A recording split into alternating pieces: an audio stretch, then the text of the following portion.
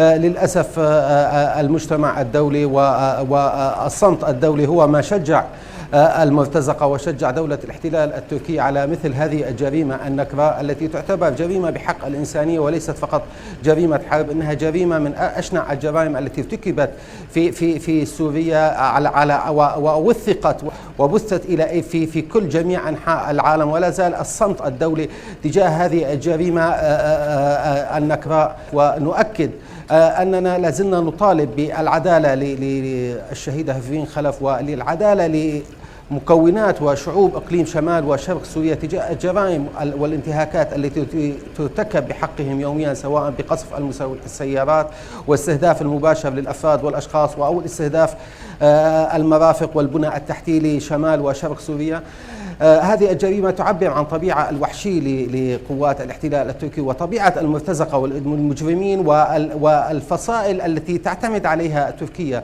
للأسف هي تعتمد على حفنة من الإرهابيين أمثال حاتم أبو شقرة وغيرهم ممن شجعوا وممن كانوا هم المسؤولين المباشرين عن ارتكاب هذه الجريمة، ولكن بالأساس لولا وقوف دولة الاحتلال خلفهم وتشجيعهم ولولا إعازات دولة الاحتلال التركي لما ارتكبت هذه الجريمة النكراء.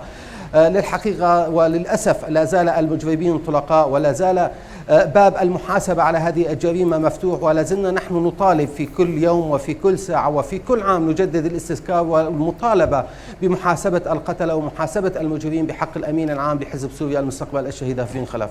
حقيقة الشهيدة هيفرين هي أول من نادى بالسلام وأول من نادى في منع الحرب ومنع الاقتتال، وكانت تريد للسلام وتريد لمشروعها حزب سوريا المستقبل أن يكون حامل لراية السلام في المنطقة.